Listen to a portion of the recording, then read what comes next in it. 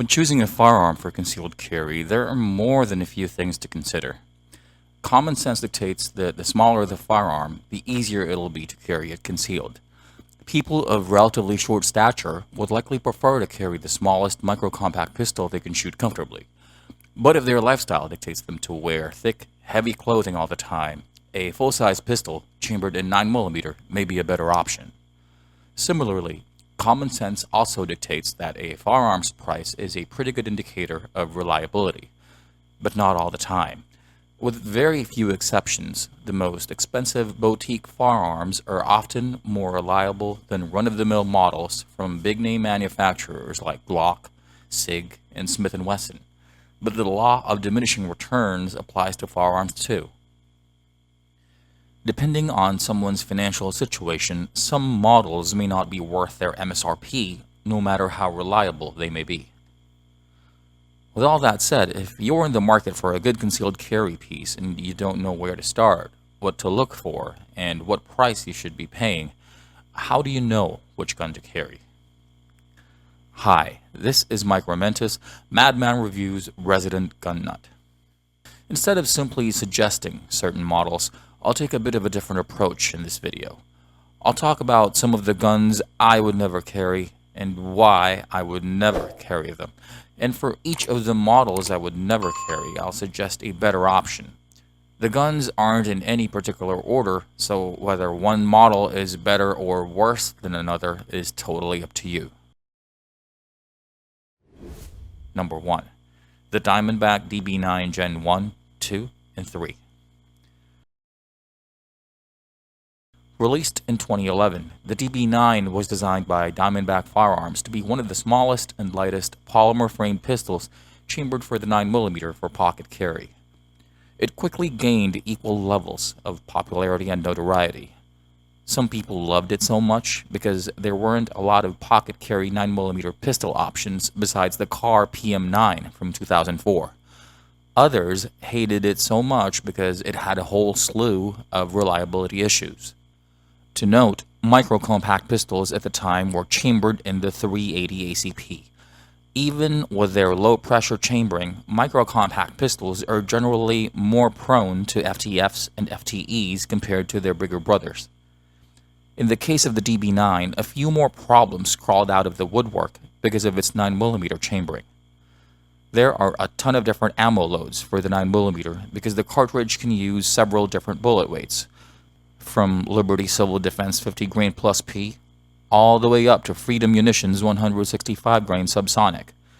Micro-compact pistols simply can't handle such a huge variety of loads, so Diamondback Firearms specified in the manual not to shoot bullets heavier than 115 grain or plus P rounds through the DB9. Of course, there are always people who never read the manual, myself included, so reports of DB9 pistols having cracked rails and catastrophic failures were not uncommon. In addition, the DB9 was plagued by other design-related problems like the trigger either taking too long to reset or simply refusing to work, and the mag either getting stuck or dropping on its own while shooting. There were also minor nitpicks, such as the lack of a slide stop and the tiny little sights. All these prompted the company to make improvements to the initial design. After 8 years of tirelessly making changes to address customer complaints, Diamondback finally released what is definitively the best iteration of the DB9 yet, the Gen 4, in 2019. The DB9 Gen 4 feeds and shoots any type of ammo, including plus P. Its trigger is more robust with a much shorter reset. The mag release is tighter. It has slightly larger 3-dot sights that are interchangeable with Glock 42 and Glock 43 sights, and it has a slide release that can be used as a slide stop in a pinch. And if that's not enough, the DB9 Gen 4 has an MSRP of $305, which is crazy, considering that 1. Firearms prices have been skyrocketing nonstop since the pandemic started in 2020. And 2, the DB9 Gen 1 originally had an MSRP of $490 in 2011. Heck, you can even find some pre-owned DB9 Gen 4 pistols in NIB condition, selling for $260 thereabouts if you look around. Having said all that, because of all the problems I touched on earlier, and some others I may not be aware of, I would never carry any of the previous generations of the DB9. If you find the DB9 series appealing, stick with the Gen 4. Number 2. The Bond Arms Bullpup 9. The Bond Arms Bullpup 9 can be considered the perfect 9mm pistol for pocket carry if it isn't for its slide, not locking on an empty mag. Even then, I would argue that it is the best 9mm backup pistol that money can buy, period, full stop. Pundits praise the Bullpup 9 for its 100% reliability, as it will eat any ammo you feed it, so long as that ammo is on the company's ammo compatibility list. But it's not this reliability that makes the Bond Arms Bullpup 9 stand out. What makes it stand out is, well, it's a bullpup. Generally speaking, a bullpup is a firearm that has a shorter overall length but still has room for a longer barrel relative to its size. This configuration makes the Bond Arms Bullpup 9 as accurate as bigger micro-compacts like the Glock 43 while still being smaller and easier to pocket carry. To illustrate, the Glock 43 has an overall length of 6.26 inches on a barrel measuring 3.41 inches and with only 6 rounds in the mag. The Bullpup 9 has an overall length of 5.1 inches on a barrel measuring 3.35 inches. Its bullpup design makes it significantly shorter than the Glock 43 while having practically the same barrel length and with one more round in the mag. So, with all the good things about the Bullpup 9, why did it make it to this list? A couple of things. One, because of its bullpup design, it has a pretty snappy recoil impulse which requires some getting used to. It's not a major issue for me, but I'm in my 40s now, and I'm experiencing signs of carpal tunnel syndrome, which means in 5 to 10 years' time, shooting the Bullpup 9 may start getting painful for me. As for you, if you have a weak grip or your recoil is shy, the Bullpup 9 may not be for you. Also, that thing about the Bullpup 9 having 100% reliability isn't 100% accurate. Having a list of compatible ammo means you'll either be forced to only buy the brands on the list and lose any potential savings from buying cheap bulk ammo, or you'll try loading your Bullpup 9 with incompatible ammo and experience FTFs and FTEs. If I had to choose, well, I'd rather not choose. Lastly, the Bond Arms Bullpup 9 has an MSRP of $1,099, which a lot of people have problems with, including myself.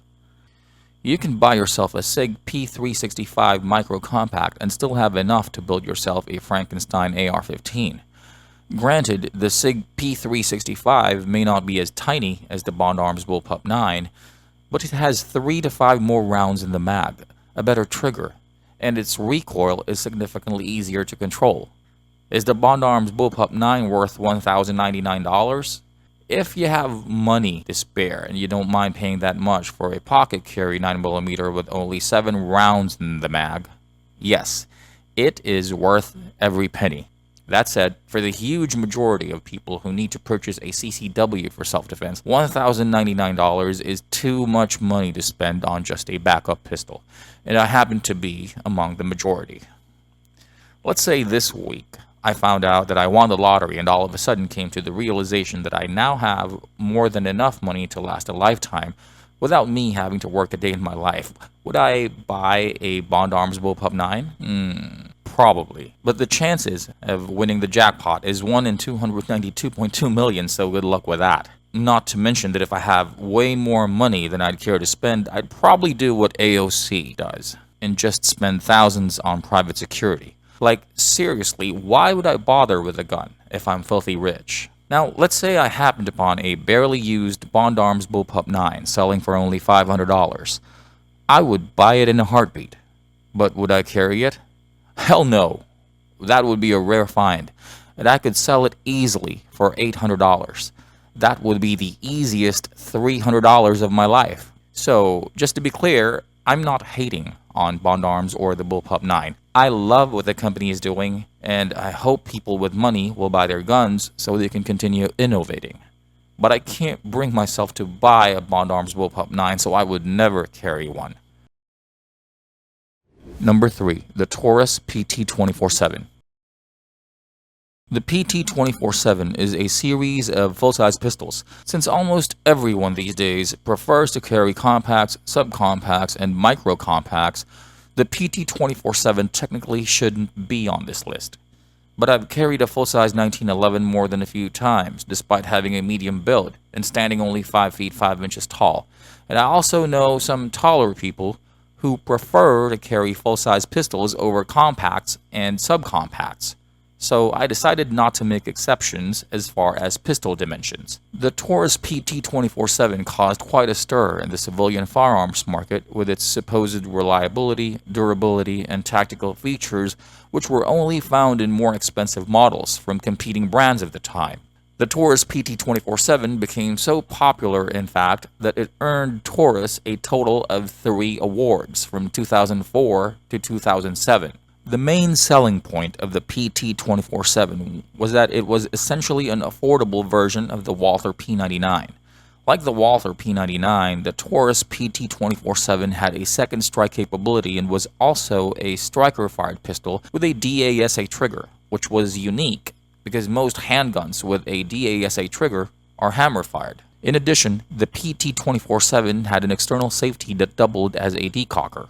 When decocked, the trigger had a heavy double-action pull, which cocked and released the striker for the first shot. All succeeding shots would then be in single-action mode until either the mag is empty or the pistol is decocked once again. And due to its second strike capability, if the cartridge in the chamber had a hard primer that wouldn't go off with a single trigger pull, the trigger could just be pulled in double-action mode again and again and again until the primer goes off. All those features looked great on paper, but the PT247 suffered from 2 main problems.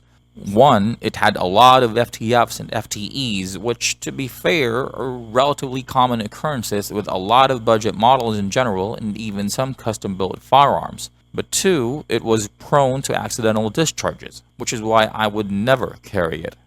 There are numerous online reports and even videos showing a PT247 having an accidental discharge when decocked, shaken, or dropped. I've also seen a couple of videos showing a stock PT247 shooting in full auto. Even the Sao Paulo State Military Police in Brazil reportedly recalled a total of 98,000 PT247 pistols in 2013. And as if those aren't enough, the PT247 was one of the many pistols manufactured by Taurus that were included in a class action lawsuit filed in 2016 alleging safety defects that could cause accidental discharges when the trigger is pulled with the safety on or when the pistol is dropped or bumped. The company paid a total of $39 million as a settlement fee, gave extended warranties, and recalled the pistols for free repairs. I know some of you who watch this channel are Taurus fans. I love my Taurus Model 689, so I'm not hating on the company. But I would never carry a PT247 or any of the pistols in the 2016 class action lawsuit for that matter. If you want an affordable pistol for concealed carry that is similar to the PT247 in dimensions and price, I would recommend the Ruger Security 9. It has an MSRP of $450, but Midway has some in stock selling for only $330. You can't go wrong with a Ruger. Number 4. The Remington R51. It's with a heavy heart that I have to say that the Remington R51 is one of the worst guns anyone could ever carry. When I heard that the company was ordered last February to pay $73 million to settle its Sandy Hook lawsuit after filing for bankruptcy twice in the last 4 years, I was deeply saddened. I'm aware that the company is fighting to survive, and I can only pray that they do. I wanted to like the R51, if only because it looks like a ray gun for big boys. But if I had to choose a CCW between a $360 brand new R51 Gen 2 and a $100 used Hi-Point C9, I would choose the C9 any day. The Remington R51 is one of the worst Jamomatics out there as it runs the gamut, from FTFs with bullets taking a nosedive into the front of the magazine and the feed ramp, to FTEs with plenty of stovepiping, to its binding magazine release and binding slide, to all its failures to return to battery. The R51 won't even qualify as a range gun for people with thick hands prone to slide bite. It's ergonomic and all, but if you're going to mag dump a couple of boxes worth of ammo in one sitting, and you're not wearing thick gloves, you'll quickly come to the painful realization, pun not intended, that the R51 is a pistol that was not meant to be taken to the range. But wait, there's more. Field stripping the R51 for cleaning can be a real nightmare. This would be the least of your worries, because after field stripping it for the first time, you would never want to do it again. Besides, it's not like you'd be shooting it a lot after your first couple of boxes of ammo, so you'd probably never feel the need to clean it again, unless you're selling it. And those are all the guns I would never carry. I'm sure there are other models out there that you would never carry. You can feel free to let me know by commenting down below. Please like, share, and subscribe, and click on that little bell icon so you don't miss out on any new content. And as always, thanks for watching.